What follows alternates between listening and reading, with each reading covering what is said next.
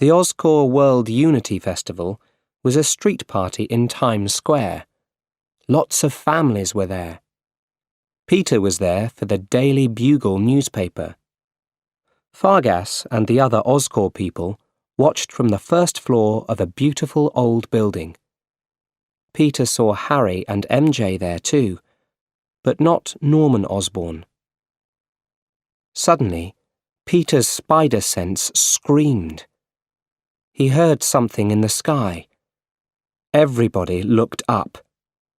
It was a green goblin on a glider. Oscorp's glider. The people stopped and watched the glider. It was fantastic. The glider moved very fast through Times Square. The Green Rider laughed crazily. He moved close to Fargas, and suddenly the wall of the building exploded.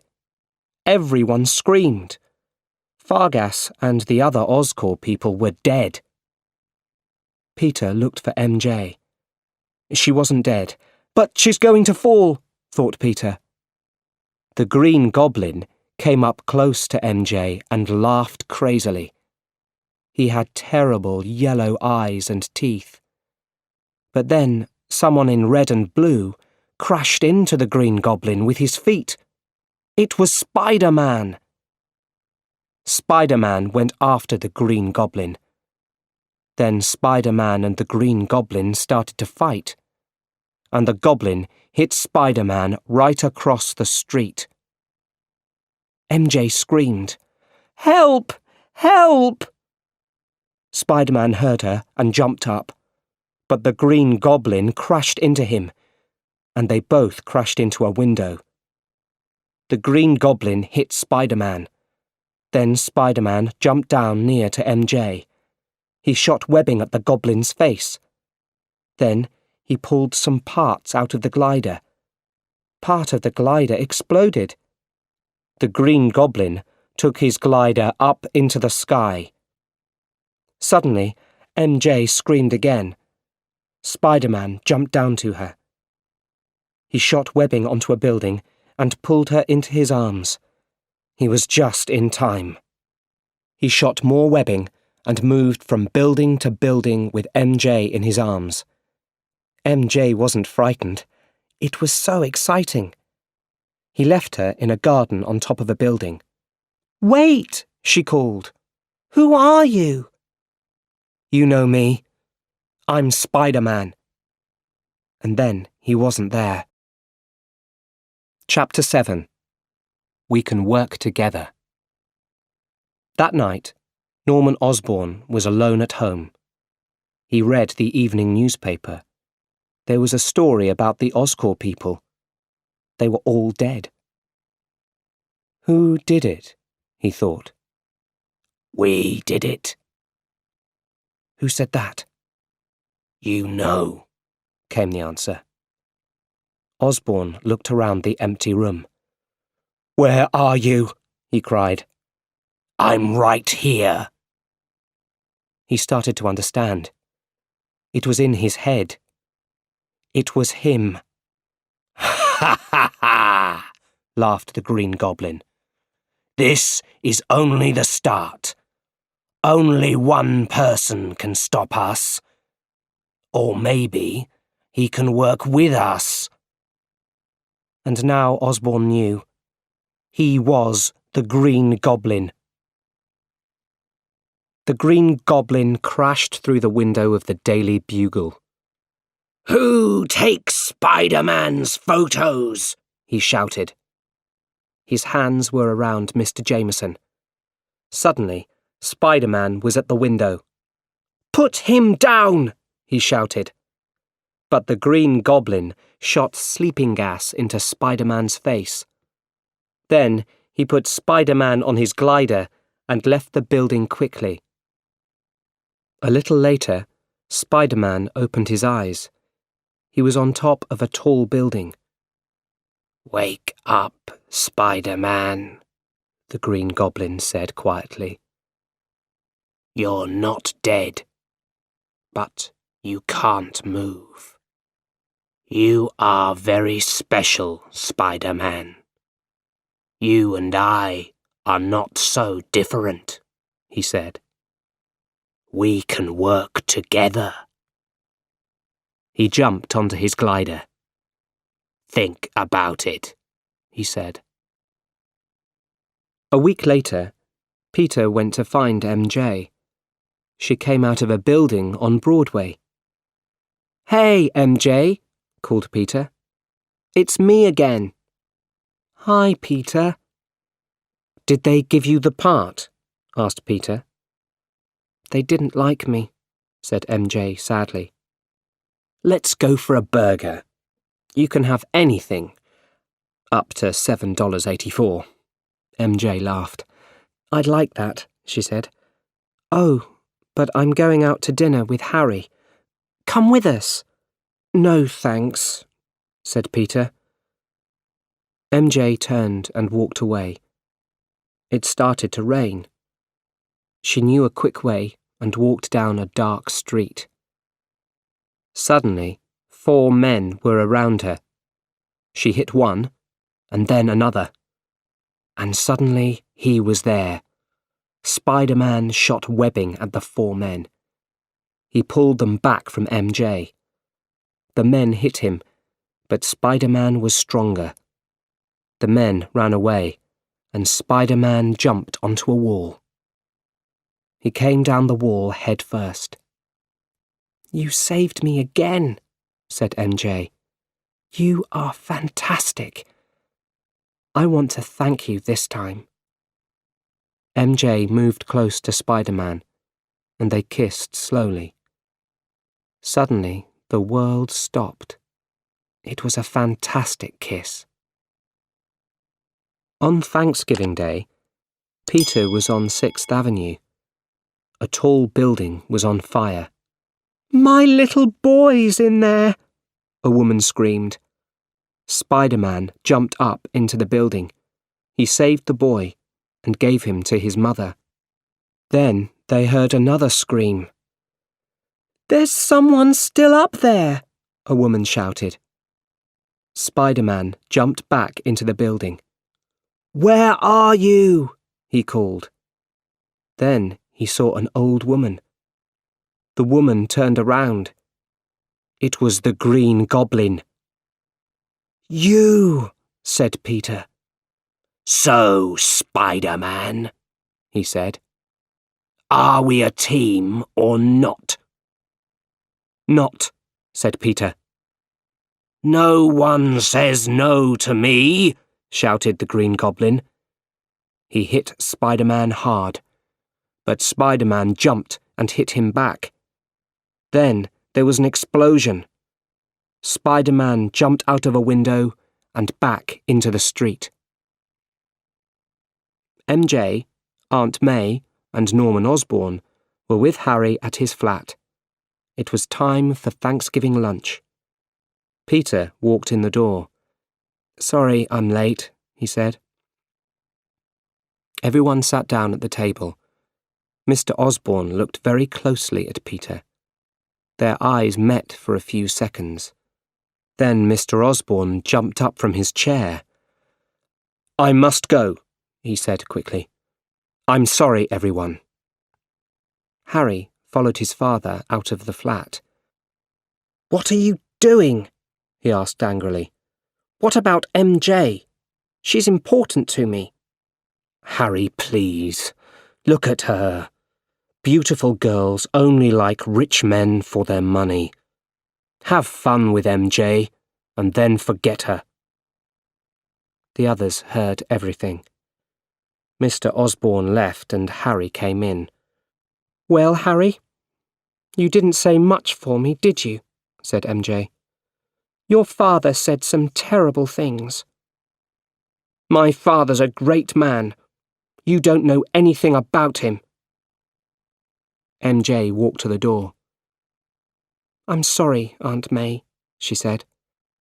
Then she walked out and closed the door behind her. Chapter 8. The Last Fight. Late that night, Aunt May was alone in her bedroom. She looked at a photo of Uncle Ben. Suddenly, The bedroom wall exploded. The Green Goblin was there on his glider. He looked at her with his terrible yellow eyes and laughed crazily. Peter ran to Aunt May's room at the hospital. She wasn't dead. Her face was white, and she cried out, "Those terrible yellow eyes!" "What happened?" shouted Peter. But no one answered. Peter stopped for a second. Then he understood. "He knows," he thought. "The Green Goblin knows Aunt May. He knows Peter Parker is Spider-Man." Peter sat by Aunt May's bed all night.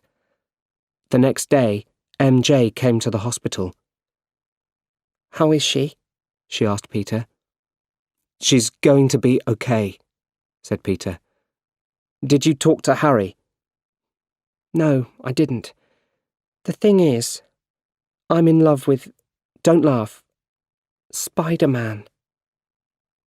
In her bed, Aunt May opened her eyes and listened. "Oh, him," said Peter. "Well, he is very cool.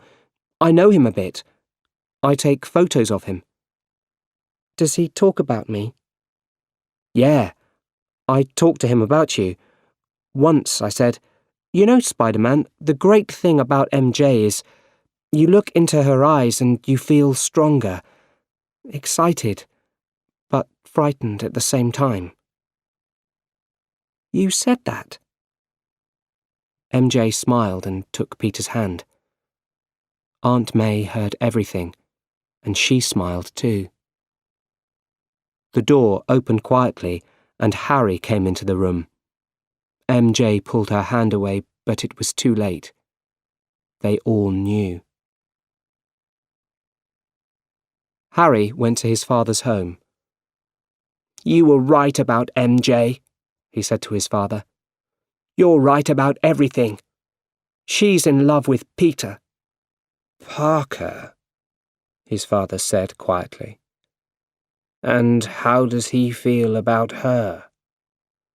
"Peter was in love with MJ when he was 6, and he still loves her." Mr. Osborne smiled. Then he looked at Harry sadly. "I'm so sorry. I wasn't always there for you, but now things are going to be different. I'm going to make things right," he said, and took Harry in his arms. Back at the hospital, Aunt May looked at Peter. Peter smiled back. "A smile," said Aunt May. "And you smiled at MJ earlier today too. You love MJ, Peter. Please tell her. Everyone knows you love her." But suddenly, Peter thought of the Green Goblin. "Just a second, Aunt May," he said, and he left the room. He called MJ's number, but she didn't answer. "MJ?" he shouted. "Are you there?" Then he heard a crazy laugh at the other end of the phone. "Can Spider-Man come out to play?" It was the Green Goblin. "Where is she?" Peter cried. MJ woke up. It was night. She looked down. She was high up on the Queensborough Bridge. This was a bad dream, right? A cable car took people from Manhattan to Roosevelt Island. The lights were on in the cable car. She saw some children in the cable car. Then she heard a crazy laugh. It was the Green Goblin on his glider. The Green Goblin shot at the cable car station on Roosevelt Island. The station exploded, and the cable car stopped over the water. Seconds later, Spider-Man was there. Suddenly, there was a terrible sound. "The cable is breaking," thought Spider-Man. The cable car started to fall. "I can't save them. There isn't time." Then the Green Goblin took the cable in his hand and saved the children. With the cable in his right hand, he glided up to MJ. He took her in his left arm and shouted, "Spider-Man, who is going to die? The woman you love or the little children? You choose." And then the Green Goblin opened both his hands. In a second, Spider-Man jumped down and took MJ in his arms. Then he took the cable in his other hand. He shot webbing at Queensborough Bridge and stopped the fall of the cable car. Spider-Man said to MJ, "Go down the cable to the cable car." "I can't." "Yes, you can, MJ." Slowly, she went down. Peter turned, and the Green Goblin crashed into him. The Green Goblin laughed and turned the glider. "It's time to die," he cried, and glided fast back under Queensborough Bridge. And then something hit the Green Goblin. The glider went around and around crazily. The people on the bridge shouted at the Green Goblin and hit him with bits from the bridge. Carefully, Spider-Man put the cable car down onto a big boat under the bridge. The Green Goblin shot a cable around Peter's body. Then he took Peter to an old building on Roosevelt Island. There he hit Peter again and again. "I'm going to finish MJ very slowly," said the Green Goblin. Peter looked up. He was angry. He hit the Green Goblin hard again and again. He shot webbing at a wall and pulled. It crashed down on the Green Goblin. At last, the fight was over. "Peter, stop!" the Green Goblin cried. "It's me." He pulled off his mask. The tired face of Norman Osborn looked at Spider-Man. "Mr. Osborn," said Peter. "Peter, those Oscorp people are dead because of you." "No, that was the Green Goblin, not me. You can save me, Peter. I'm like a father to you. Give me your hand." "I had a father. His name was Ben Parker." Peter's spider sense was working well. "I can feel the glider behind me," he thought. Suddenly, he jumped up high. The glider moved very fast. It glided right through Norman Osborn's body. "Peter," said Mr. Osborn before he died, "don't tell Harry." Spider-Man took Mr. Osborn's body back to his house. Harry came into his father's room. He saw Spider-Man and the dead body. "What did you do?" he shouted. But Spider-Man left quickly through the window. Chapter 9. MJ's Surprise. Harry was very sad and alone. Aunt May, MJ and Peter were there. Everyone was in black. "I'm so sorry, Harry," said Peter. "It's difficult without a father, I know." "It was Spider-Man," said Harry. "My father is dead, and Spider-Man must pay." Harry looked at Peter sadly. "You're the only family I have now." A little later, MJ and Peter talked together under some trees. "Peter," said MJ, "I almost died on that bridge. But I thought about someone, and it wasn't Spider-Man. It was you, Peter." Peter smiled. Really? The thing is, I love you, Peter. I love you so much. She put her arms around him and they kissed. Peter's love for MJ was strong, but it wasn't easy for Peter. He pulled away from her. "There are things I can't tell you," he said. "But I'm always going to be there for you, MJ. I will always be your friend." MJ's eyes opened in surprise. "Only your friend?" "That's all I have," answered Peter, and he walked away.